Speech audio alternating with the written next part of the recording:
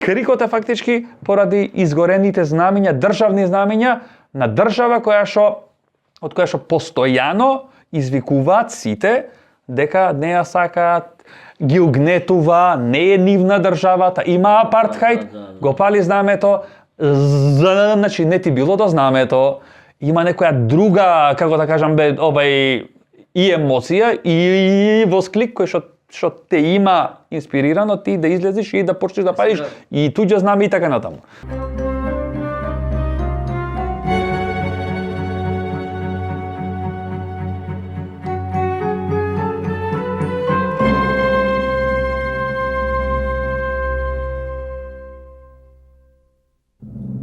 Уште една депрограма во студиото на Гласни идеи, 11-та поред, во која што со Здравко Савески и со Мари Глендемири ќе разговараме на една теми, не е баш тема, повеќе теми се, али во суштина сакавме, ако минатата недела разговаравме за моќта во капитализмот, сега би конкретизирале во смисла кои се тие политички центри на моќ кои што ги креираат состојбите. Сепак мораме да се задржиме на десницата, крајната десница и сите оние атрибути што можеме да ги додаваме до зборот десница со поголем фокус на радикалната. Значи,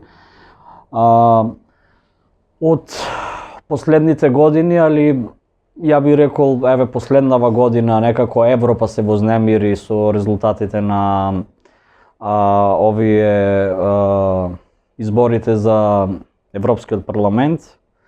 Добија некои десничарски, според либералното гледиште, крајна десница. Јас не би рекол дека се крајна десница, мислам тука на Националниот фронт во Франција, на партијата на Мелони и на ова АФД германската. Значи, според либералното гледиште, тоа е крајна десница, но веројатно има, неверојатно туку сигурно има, отворени неонацистички партии кои што помалце го прикриваат расизмот, шовинизмот и слично. Би сакал првото прашање да биде, пошто верувам дека иако не сме специализирани на тема истражување за десницата, сепак како социјалисти го анализираме противникот или во она што може да премине, да речеме, политичката идеологија од спротивниот табор. Со Гени ќе почнам. Гени, дали, например, ќе почнем прво од регионално, глобално, па после ќе се вратиме на крајот од емисијата во Македонија, пошто знаеме дека трендовите од странство ни се увезуваат тука. Дали те загрижува подемот на десницата, дали сметаш дека има подем и дали сметаш дека тие навиду минорни десничарски партии со онака најрадикална иконографија, нив ги сметаш за закана некаква или она што е андерграунд, она што е навивачки групи, она што е движења што не се регистрирани, антиимигрантски некои иницијативи, што се не знам има по Европа. Што мислиш дека е посилно? Значи, сега нема да почнам јас со тоа што е, значи, поуствари силно или што е поавтентична десница. Дали е едната или другата. Јас прво нема да се сложам со тебе дека ова како се каже Лепен фактички овај пат дека нема крајно десничарски ставови.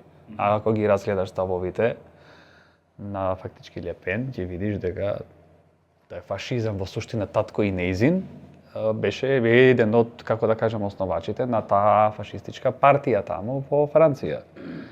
Мелони, уште една жена, нели, што викаат либералите жени да има повеќе.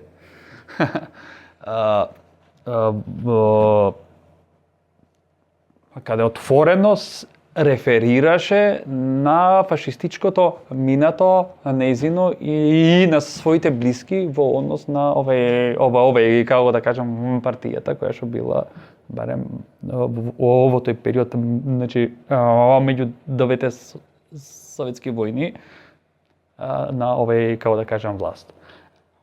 А Германија, значи тие што се АФД во суштина, преме муабет за една партија, за која што многу луѓе ми имат кажано, таму само двајца се нацисти, сите други се шо се? Сите други шо се? Само двајца се нацисти, тој Бјорн Хоке што е идеологот главниот во суштина на овој како да кажем на сите тие појма патријација тој бара во суштина. Тој ако дојдеме вика ние ќе фатиме сите што овде немаат овој како да кажам регулиран престој. Ете така и ние ќе ги вратиме назад и така натаму. И Австрија исто така има лик што е многу како да кажам читав пред некој уствари, значи во време колумна една Мартин Селнер, млад лик кој во суштина го гледаш дека има ставови, нацистички ставови. И сега начинот како функционираат тие во суштина, овој појма нам читав баш и значи гледав за Франција што се дешава во суштина, како се појма нам случува сето тоа. Имаш ти политичка партија која што сепак е обврзана на некои активности и на некоја фактички реторика од која што не може да излези, сепак има некој стандард, каков таков, кој што не може отворено да кажи ќе ги убиеме сите појма нам бегалци ние тука. И имаш организации или мрежа на организации низ Франција, особено Лион. На градот Лион е епицентарот или главниот град на сите нацисти. Да кажеме последниве 5-6 години како што се појма нам развива сето тоа, Лион представува едно ствари појма нам место кај што имаш секој вторден, секој третден, можда и секој ден, не сум сигурен, тука не можам тоа да. И имаш маршови каде луѓе маршираат, скандираат против бегалци, против појма нам малцинства и така натаму. Овие во суштина во појма нам Германија, значи организираат безлични настани, можеби не се исти како во Франција сум гледал некои значи снимки, тоа е стварно да те фати страф, која ќе гледаш сите тие со знамиња црни, како да кажам црн блок на како да кажам десницата.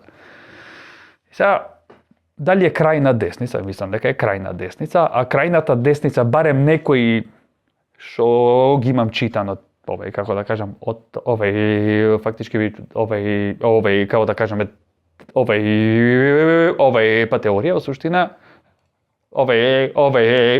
Кас Муде во суштина, последно време сум го читал, нешто сум работел околу тоа, прави појма нам поделба. Екстремна десница и радикална уствари десница. Екстремната десница е десницата која што како се вика се интересира да влези во појма нам системот, као ја прифаќа демократијата, меѓутоа е крајно појма нам значи десно низ појма нам средствата на институциите да дојде до некои цели. Радикалната десница као е онаа што сака преку пуч, преврат во стание лево-десно да ги исполни појма нам без своите цели. Како да кажам така некако. Имаше пред месец дена тука некаде имаше во Полска уствари значи за денот на како да кажам независноста на Полска имаше фактички многу уствари како да кажам голем настан Варшава, кај што сите екстремни десничари и така натаму од Европа генерално, сите тие беа собрани таму. Имаше и знаме од Македонија. Да не сме по кратки, така. И има ликови кои се од Македонија, живеат во Полска и хараат по интернет просторот инспирирани од полската десница, што знаеме како едно од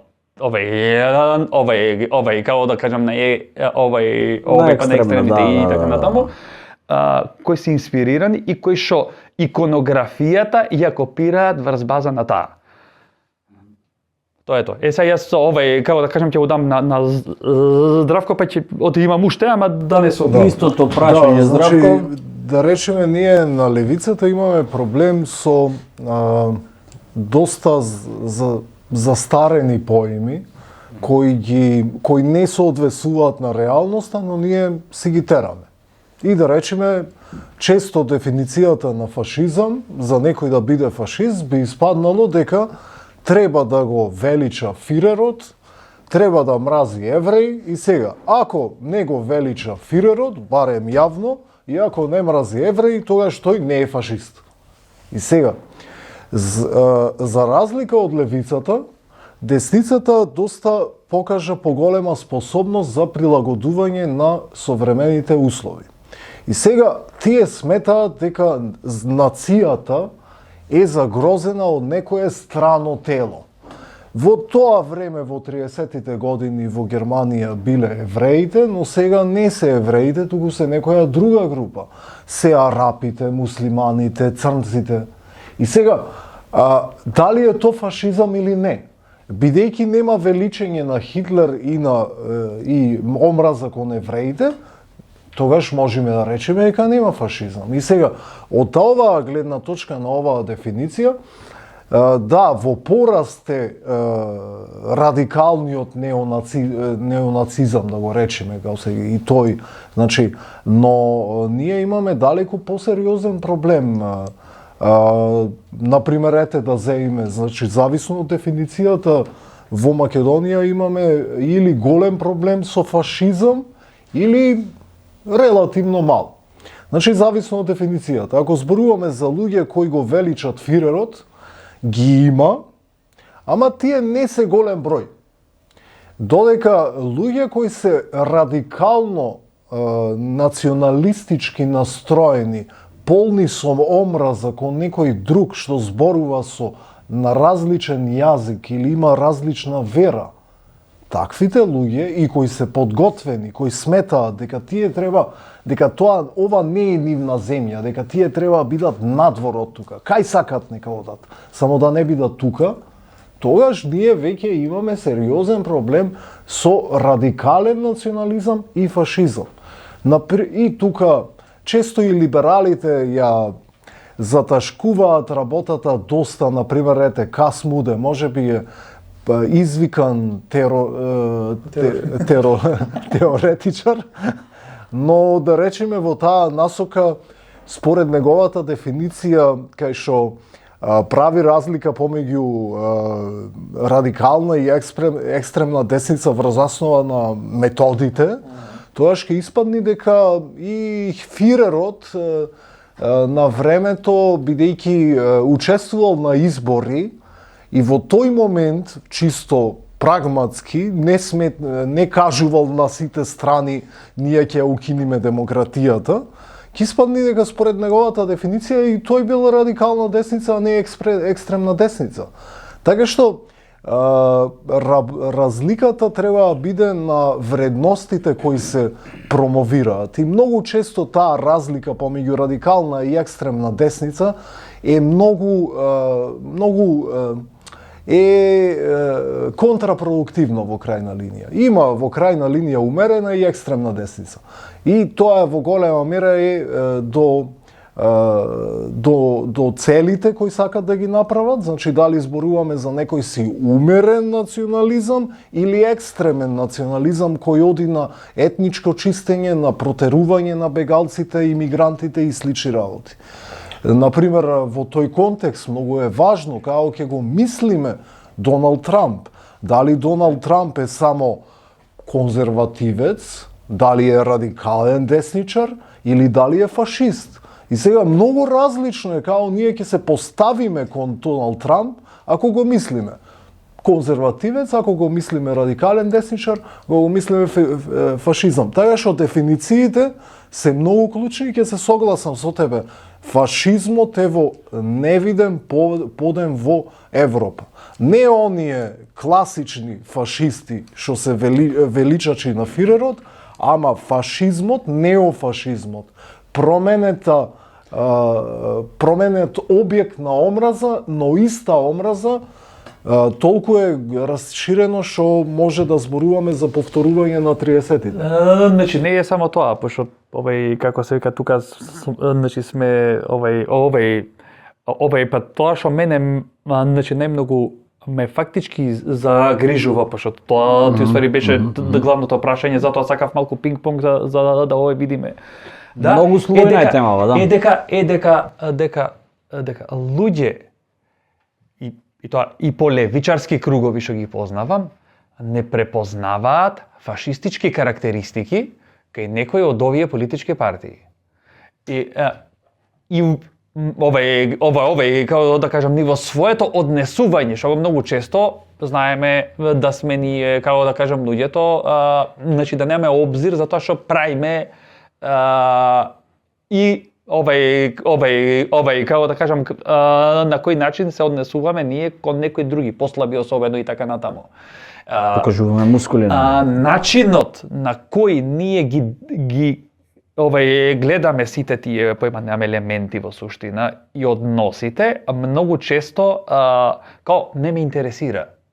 Не ме интересира кој си ти, што си ти, мојот став е овој ултимативен, јас не правам консензус.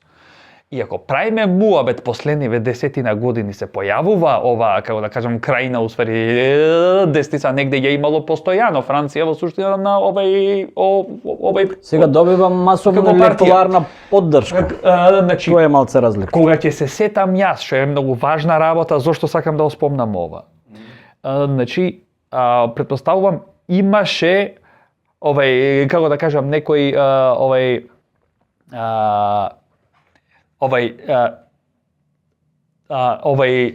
сомнежи во односот како да се искористува поемам популизмот, пристапот на популизмот во како да кажам политиката. Во 2008 година и таа како да кажам финансиска усвари криза отвори усвари врата фактички за многу пробив на многу движења нови. Се појави една како да кажам левица која што различна беше од сите тие значи социјалдемократи што ги знаевме претходно, што беа етаблирани како левичарски партии или некоја левица. Се појавува некоја радикална левица, екстремна левица, крајна левица, како сакаш, или што ти знам, и се појавуваат појавам пристапи нови. Се појави популистичкиот пристап кој што и ние кај нас усвари тука сме го искористувале од суштина дека ние сега ќе збораме во име на народот, а елитата ќе ја пцуеме и што ти знам така натаму. Тоа во левичарскиот сегмент поемам популизмот за жал беше проголтан од како да кажам некои инволуции со во поемам или во институциите и слабоста да се па да одговорат како што тоа усвари поемам беше во како да кажам Грција со како да кажам Сириза усвари. Панданот беше златна зора од другата страна. И па не беше панданот, ама горе долу ја имаше. Ако биле овие радикалните. Да. Популизмот сакам да кажам. Популизмот во суштина многу по-јако го искористи десницата отколку левицата, а левицата имаше шанса и започна да го усвари користи барем после 2008, по Демос, нели, во поемам како да кажам Шпанија. И после тоа се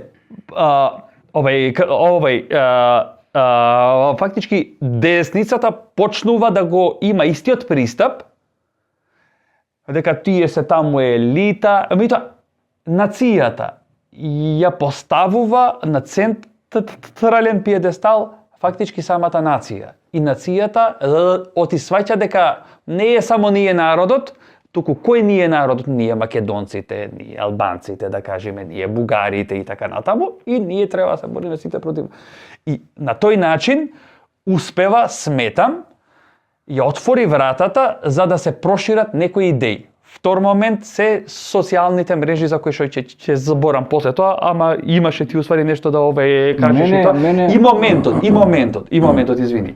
Дека не се препознава, дека некои ставови се поименувам фашистички и втора работа. Никој нема денеска да ти каже дека јас сум фашист. Не познавам некој таков човек, според ставови, според активности, гледаш дека има фашистички елементи во односот кон политичкиот живот. Јас кога ја отворив темава, овие три главни партии, да речеме, европски, спомнав од либералното гледиште, дека ги смета за крајна десница, а јас не би ги нарекол крајна десница, мислам на АФД, Национален фронт и ова партијата на Мелони, не дека они нема таму да отидат. Значи не они дека нема да отидат крајно, туку работата е што она што спомна, значи популизмот. Прашање е што допрва ќе се види дали тие ги имаат тие ставови затоа што се свесни дека им носат гласови и популарност. Меѓу другото, не е само ставот против мигрантите, например, имаш незадоволство од суверенитетот што го загубиле државите ради тоа што делегирале многу надлежности на Европската унија. Па после да се заштити европскиот земјоделец, па на тоа било пречка тие законите за помало загадување и слично. Значи, фактички, се она што претходно тој некој лев центар, заедно со зелените, го користеше тој бран на популизам дека во рамките на капитализмот може ти држава на благосостојба да се обезбеди и инклузивна, мултикултурно општество и да се заштити животната средина малце поскапо, пошто таму морало да плаќат некој работи слично. Да. И фактички овие неколку партии што сега гледаме дека растурат на избори, они фактички го најдоа виновникот, као еве сакавте прогресивни политики, еве ви што ви се дешава, не знам. Мислично, само да завршам.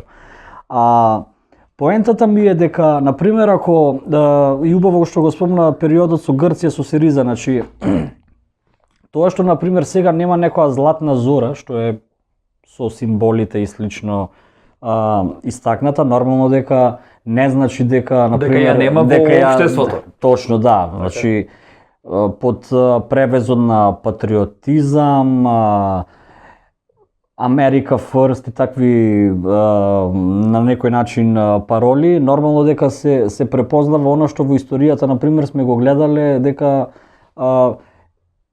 фашистичките партии меѓу двете светски војни не се појавуваат на неколку години пред Втората светска војна, они си имаат историјат уште од Првата светска војна и слично. Сега, мене ми беше прашањето дали например сметате дека ако овие партии дојдат на власт, што сега ги нарекуваме крајна десница, популистичка десница и слично, дали сметате дека тогаш ќе може да им се застане на патот или ќе е предосна? Затоа што не сум сигурен, сакам и критички да разговараме за некои работи во смисла дали сметаме дека се онака како што ни се представуваат, дека, например, европското гласачко тело најнаш се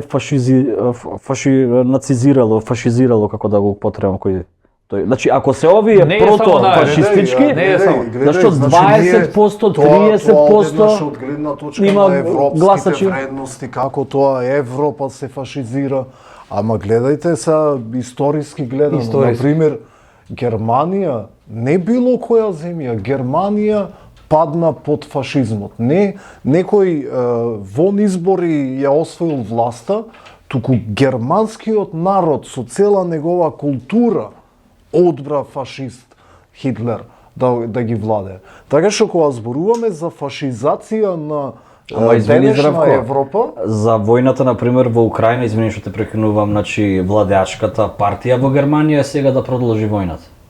АФД да се запре војната. Значи има две причини за големиот подем на радикалната десница или на профашистите. Ова е многу важна во Европа во овој момент. теза.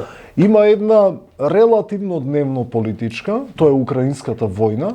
Значи либералниот естаблишмент, елитата, олигархијата, партиите на олигарсите, значи либералите, тие зедоа да тураат пари во Украина, додека луѓето кај нив се соочуваат со сериозни проблеми. И сега луѓето се разочараа од нив. И ги прифатија оние што зборуваја против украинската војна, што во голема мера се партии на десницата. Таа е едната причина. Втората е подлабока причина. И повторно има врска со либералите. Значи, либералите работеа интензивно на тоа да ги направат луѓето индивидуалисти, да не гледат подалеку од својот нос ништо да не ги интересира. Ги направија егоисти и да гледат свој личен интерес. Таквите луѓе во крајна линија се чувствуваат осамени и му треба нешто поголемо од нив самите. И бидејќи цела пропаганда е околу нацијата, колку е важна и слично, тие наоѓаат психолошко задоволување за својата во крајна линија осаменост, отуѓеност и атомизираност.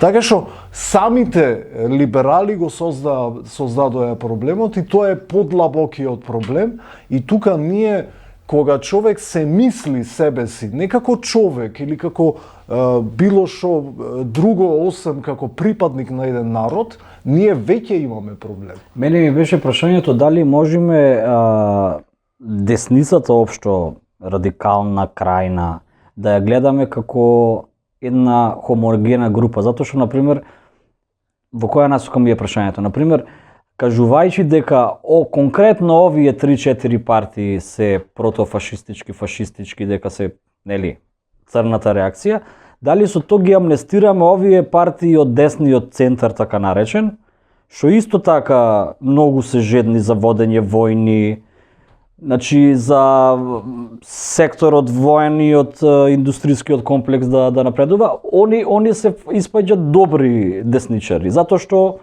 не се против мигрантите. Ете, најдобар пример за тоа е Израел во двојна смисла. Например, Израел е прототип на фашистичка држава. И сега ние ако одиме со историски дефиниции, застарени дефиниции што е фашизам, едноставно е невозможно Израел да биде фашистичка држава. Ако го видиме тоа како екстремен национализам кој наметнува насилство на различните од себе, тоа што е дефиниција, таа држава е дефиниција на фашистичка држава. Вториот пример зошто е Израел доста актуелен во однос на твоето прашање е тоа што во Израел скоро сите партии се упикани во десницата. И сега, например, во контекст на израелската политика, Нетањаху, кој де факто е фашист, е умерен во однос на останатите фашисти. Значи и од неговиот фашизам има поголем фашизам. Значи, например, Орбан е доста десно, а тој до пред некоја година барем беше член на коалицијата Народна, што ЕПП, да. Точно.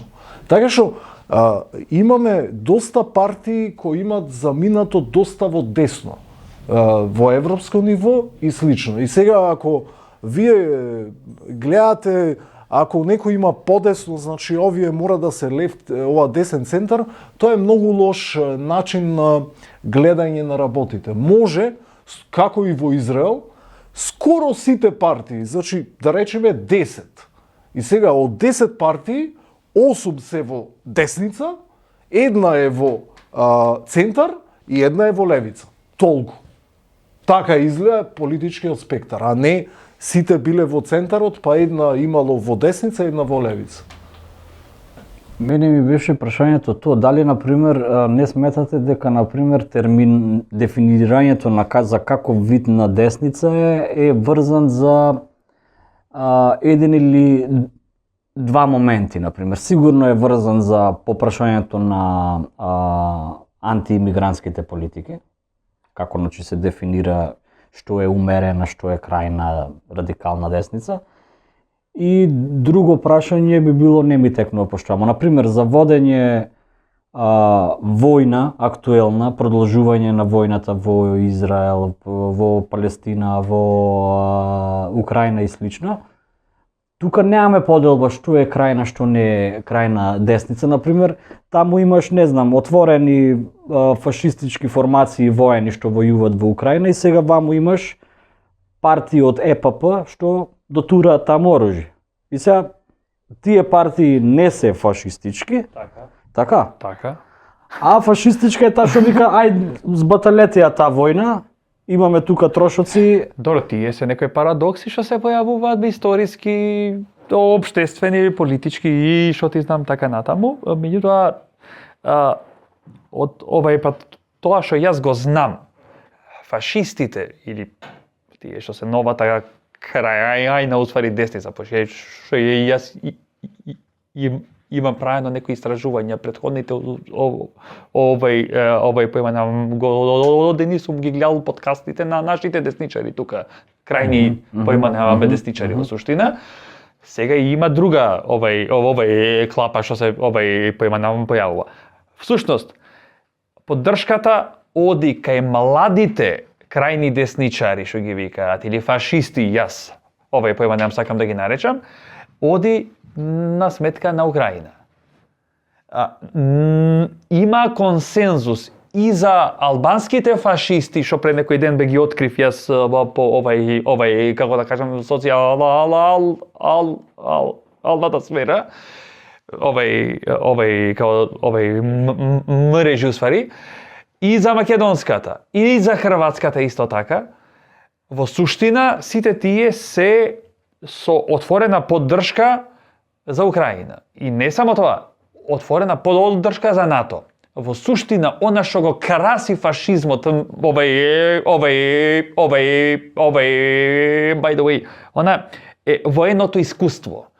Го сака военото искуство, сака милитаризам. Го промовира милитаризмот и затоа во суштина кај некои наши тука во суштина се враќаат овај како да кажам епизоди, како се ка реконтекстуализирани од 2001 година во суштина. Да, че го извади онака. 2001 ја враќаат. Да. И што е НАТО? Па НАТО е милитаризам во суштина. Војска, овај појма намно куршуми војна, што е тоа? Па тоа е фашизам во суштина. Ако правиме искрено муабет за она како да кажам дословно овај последење на таа теза. Дали може да се спречи или не може да се спречи? Искрено да ти кажам право, не можам да го предвидам тоа дали може да се спречи, дали може историски генерално. Не се спречило до сега. Историски се спречило што историјата се? Со тенкови, со пушки се спречило, со пропаганда не се спречило. Па не се спречило, меѓутоа јас овај како да кажам гледам кај нас тука во суштина ова што се случува. Ете на пример, ќе свртам малку овај Не, уопште не свртиш, да, баш во таа насока ми беше дека кај млади ве гледам онака обседнато со милитаризмот од сега од големи вакви, баш во таа насока испомнав. Па сметам дека треба да има интервенција од страна на обвинителство во суштина, затоа што имате отворено искажување на дехуманизација на цели групи на луѓе. За убивање, повик за линчови, силување и што ти знам така натаму. Сега, како да кажам, некој ќе каже, тие се уствари социјални појма мрежи и така натаму, ама јас ќе кажам дека тоа не е баш така. Зошто? Затоа што има организации на Инстаграм, да кажеме, имаат профили. Тие не се фашисти, тие се патриоти. Тие се фотографираат со оружје, пластично веројатно, продаваат мајици, продаваат, дуксери продаваат по 2000 денари, по 3000 денари. Ако сакаш да си поиманам патриот, ќе ја купиш мајицата. Имаат аутрич, значи сите средни школи ги следат млади луѓе, ги следат главно, не комуницира со повозрастната генерација, над 30 години генерација, поиманам бе ретко, јас, например, како да кажам, за истражувачки причини. Поиманам што ги усвари гледам. Значи, тие промовираат и милитаризам, про НАТО имаат ставови, сум ги гледал, принтскринови, имам и сите тие работи. Има 2001 и не е само 2001, туку имаат, како се вика, се прави тоа историски ревизионизам на Втора светска војна. Кај шо значи не се враќаат бугарите дека биле фашисти, не биле фашисти. Туку партизаните биле македонски патриоти. Патриоти. Ги убивале балистите кои што биле Ш и така натаму, нели? Ги убивале, а многу малку имало албанци. И тоа е тоа. Пред некој ден гледав дека како да кажам, пеат песна по албанските планини.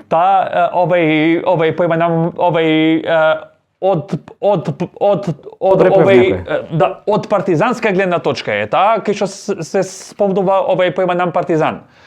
Коментари подолу има, тоа не се албански планини, па тоа се македонски планини. Па партизаните од Македонија и во Албанија оделе бе, тиквар. Толку разбираш. Толку имаш читано. И сега, и моментот што е пресвртница од оние русофилски поиманам far right кои што сега овие се за Европа. Ама не за ЕУ. Оти ЕУ им дава слобода на малцинствата. ЕУ, како да кажам, овозможува малцинствата да имаат еднаков статус со оние кои што би требало да имаат мнозинствата. Ние ја сакаме Европа да биде чиста. Бастион на христијанството и на белата раса. Комеморациите нивни што сум ги следел, јас како што ги поиманам гледам, например, им смета на овие што се поиманам беднашиве тука. Например, Джемо Хаса што бил балист. Точно. Тодор Александров. Ванчо Михајлов. What? Така, комплексен бил ликот на Тодор Александров, на Джемо Хаса не бил комплетен, така? Комплексен. Што како да кажам, и пред некој ден што беа фотографирани делови од навивачки групи со Вергина и пееа комунистички песни. Абре Македонче е комунистичка песна, воздушна партизанска песна. И речиси сите песни што ги извитоперуваат во националистичка смисла, па што како да кажам, толку истражуваат, па не знаат од каде се тие поиманам песни, тие песни во суштина се ова. И Вергината, која што е спартански оригинален символ, значи не е ниту хеленски, поиманам туку е спартански, значи до тој степен е извитоперена целата работа, а крикот е фактички поради изгорените знамиња, државни знамиња на држава од која што постојано извикуваат сите дека не ја сакаат, ги угнетува, не е нивна државата, има апартхајд, го пали знамето, значи не ти било до знамето, има некоја друга, како да кажам, и емоција и восклик кој што те има инспирирано ти да излезеш и да почнеш да палиш и туѓо знаме и така натаму. Интересно, ова го постави, би сакал на Здравкото да го прашам. овој што е раст на десничарски не само сентимент, туку и на действување на улици, на социјални мрежи, дали сметаш дека фактички младите се инструментализирани од некои политички центри и слично, например, преку навивачки воџи, преку навивачки групи, например, ова сега што беше со палењето на знамињата, или па тоа е атмосферата е таква зовриена националистичка што буквално кај луѓето нема што да им се сугерира да се организираат и да направат некои такви тензии во општеството што се лесно запалливи. Да, работата е стигната до таа точка кај што посебно и не мора некој да стимулира, да поттикнува, потпалува, ја има нешто да се случи што ќе биде протолкувано како провокација и веднаш може да има контрапровокација. Значи, длабоко е залегнат национализмот во Македонија, као и за жал и во други земји. И тука особено бидејќи тие сакаат да се нарекуваат патриоти, ќе подсетиме, тие едноставно не сакаат ништо што не им се слуша, не ќе да го слушнат. Ниту абер имаат, ниту па сакат нешто да имат абер. Едноставно се што не им се допаѓа, едноставно не го слушаат. Патриотот гледа земјаци. Националистот гледа сонародници. Бидејќи патриотизмот е врзан за земјата, национализмот е врзан за нацијата. Затоа кај национализмот со народници, кај патриотизмот земјаци.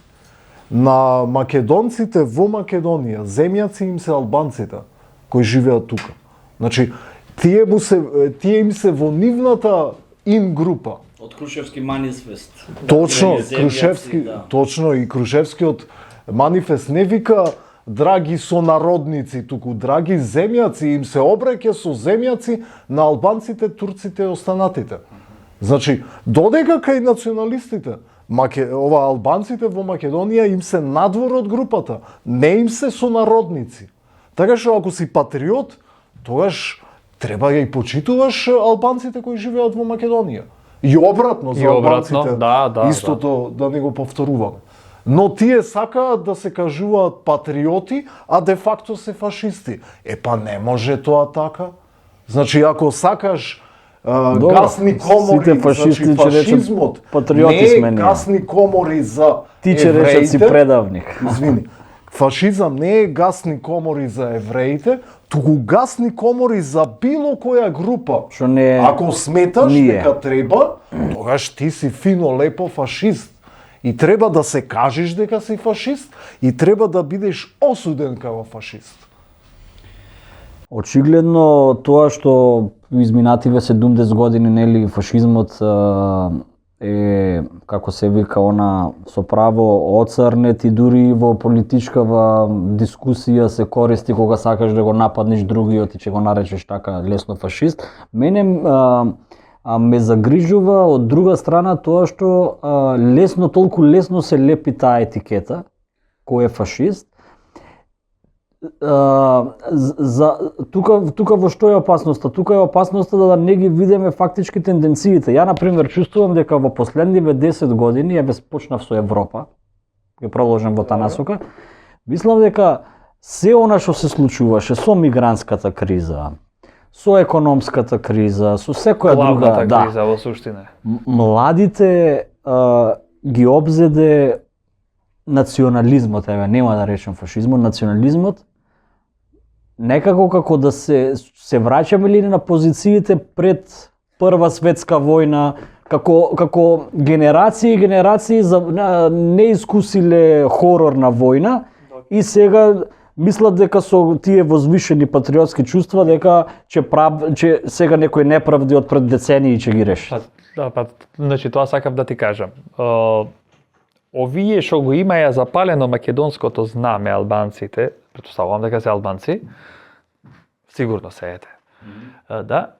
Значи биле на возраст на ова, како да кажам, овој поеман интервал од 17 до 19 години. Овие другиве што го запалиле, газеле, поеман што имат правено таму албанското знаме, се на слична возраст, еве да кажеме дека е 22 години. Овие друштва што ти ги кажувам јас, кои што се организираат, кои што ги има на интернет, генерално се до 25 години и тие се обраќаат на лица кои учествуваат, да правиме искрено муабет, во еден кршо образовен систем, по кој што нема никакви ресурси. Така, одиш на школо, нема компјутер, нема, како да кажам, нема овој поима И материјалот е така сложен резидуалност во однос на многу елементи во смисла на тоа има вработени луѓе кои искрено не требало ниту средно да завршат, а тие дипломирале на факултет. Тие биле вработени поради поимам партизации и овој, како да кажам, 500 други работи. Имаш слаба мотивација кај луѓето да се вклучуваат во каква било друга поимам прикладно, дури и во сопствените животи луѓето не се вклучуваат веќе. Туку се како да кажам онака инертни, апатични. Има многу уствари голема апатија и овие само со еден пост ќе им кажат ние се грижиме за вас, ние ќе ве вклучиме вас и овие се чувствуваат као да се вклучени. Иако немаат поема што значи тоа на 18-19 години ти во суштина, значи некој да те задојува тебе постојано, да не зборувам за индексот на стереотипи што го има за као да кажа, овој поема нам баш бе за овој, како да кажам, албанците. Мислам, каква лепеза.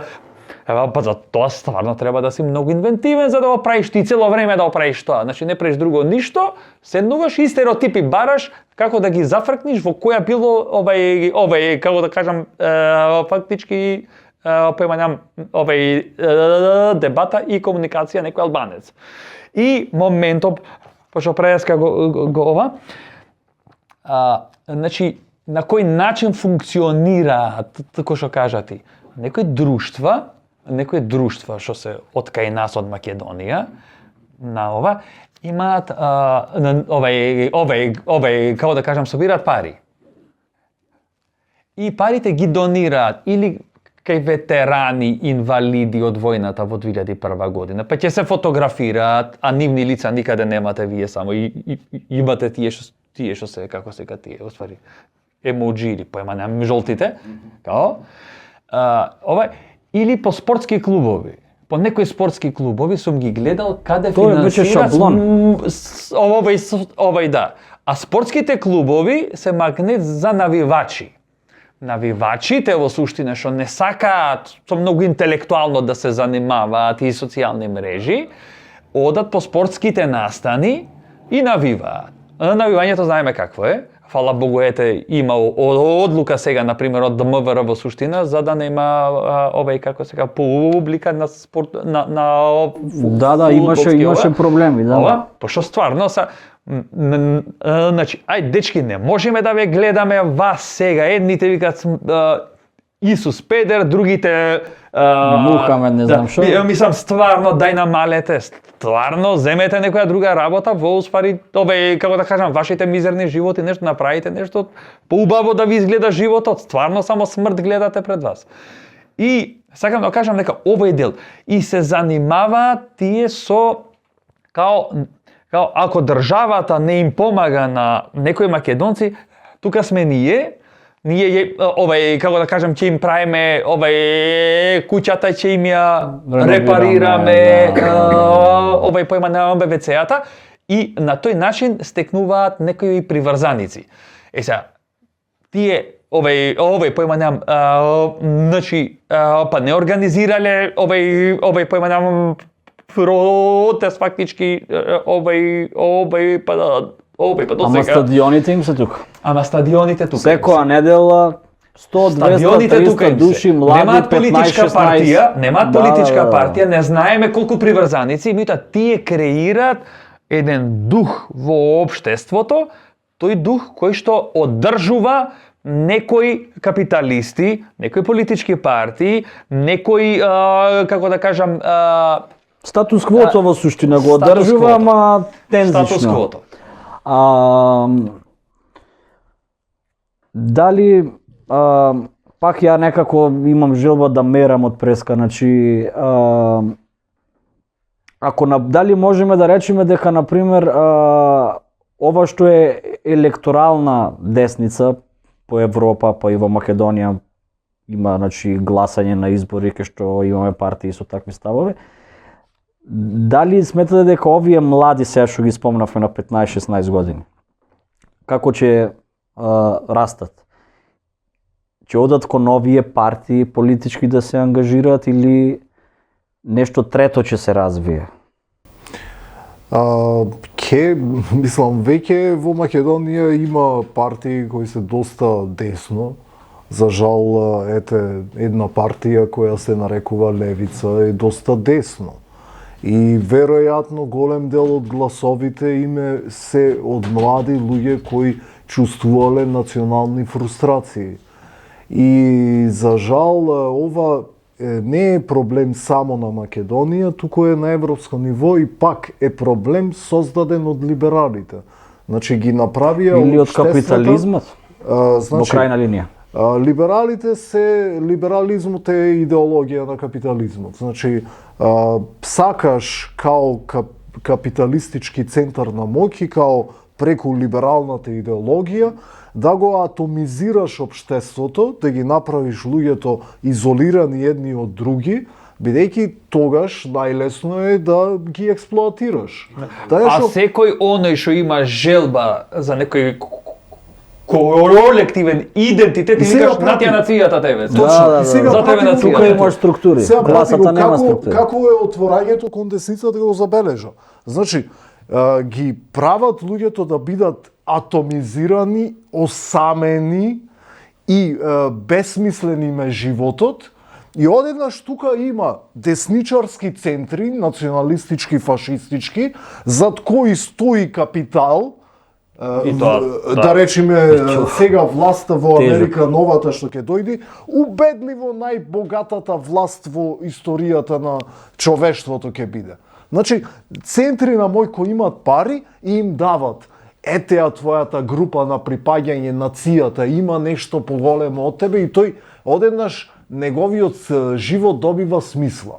И сега, значи, за нив е многу далечно, непоимливо дека ние не сме само македонци, туку сме и луѓе. Например, националистичката паралогика кажува дека ние сме македонци, албанци пред се. Значи, дека националниот идентитет е пред се. Дури пред човечкиот, значи како тоа ние сме прво македонци, албанци, па после луѓе. И сега зборуваме со толку очигледни паралогични тези, но тие паралогични тези поминуваат, бидејќи од другата страна не се понудува во крајна линија проблематизирање на тие либерални ставови и слично. Така што делот има една објективна пречка, оправдување зошто левицата е послаба од десницата, нема капиталистички центри на моќ да ги финансираат тие партии, но втората причина е бидејќи често и ние не сме се осовремениле во крајна линија, па често тргнуваме од теоријата кон практиката, тоа се убутуваме практиката во теоријата, напротив, наместо да биде обратно, да тргнуваме од практиката, од стварноста и да ја користиме идеологијата за подобро да ја разбереме стварноста. И често ние не успеваме да мобилизираме на таа линија. Например, нападот на индивидуализмот. Проблем е, луѓето се атомизирани и безсмислени им е животот. Ако не им дадеш нешто повисоко, као нацијата, као човештвото, као социјализмот, тогаш тие не можат да издржат на таа индивидуалистичка оттугена позиција која ја промовираат либерални капиталистички кругови. Со тоа би сакал и да го заокружиме овој дел, ја би рекол, од оваа дискусија. Да, мислам дека имаме уште 2-3 емисии да збориме, пошто некако не се доискажавме. Многу слои на тема е ова. начнавме се надевам Па нешто што може да да. го искористи некој да подразмисли малку и да ги разгледа некои како да кажам ставови, затоа што свето што го гледаме ние во суштина е малку не е она што го гледаме само онака како што го гледаме. Да се потрудиме да најдеме некои други елементи што го носат тоа да биде тука во суштина како гледиште и како како објект на последиците во секој случај. Меѓутоа, јас би укажал, ете сега овој пат тоа што го спомна Здравко, дека значи дека е многу лесно вие да мразите други луѓе што ги немате запознаено. Тоа е најлесната работа, а на интернет секој секого може да мрази. На интернет нашите карактери се трансформираат. Не сум јас Мариглен како што ме знаат мене и што ти знам така натаму, барем ме знаете вие дека овај појма сум бил како да кажам многу поинаков на интернет отколку во како да кажам значи жив. Во социјалниот живот. Меѓутоа, пробајте запознајте некој различен, дружете се малку со него и пробајте да прочитате нешто различно од она што некој ви го дава постојано. Пробајте да видите различен став. Да го како да кажеме разгледате, научите, затоа што како се од еден извор постојано, мислам дека не треба да се чита, да се учи, да се следи. Треба да се измешаат малку изворите за човек малку да ги разгледа сите тие како да кажам и информации па и вистини што ги нудат сите тие Значи страни. може да заклучиме дека одговорноста е индивидуална и колективна. Индивидуална на секој млад човек, на секој човек да се самоедуцира и колективна на сите што сме од другата страна на политичкиот спектар. На некој начин ако има во десницата раст, тоа е повик за будење на, ја би рекол, на социјалистичката левица, да не. Се согласувам со тоа што не треба да ги подценуваме во смисла на тоа дека како се кажа нема тие се импотентни. Јас не би кажал повторно пак за тоа, затоа што општествениот дух како што го гледаме, забележуваме дека е во нивна полза, не оди во полза на она што го сакаат како да кажам сите други. Фала ви, уште еднаш. Ќе се видиме повторно. Се гледаме следен пат. Пријатно.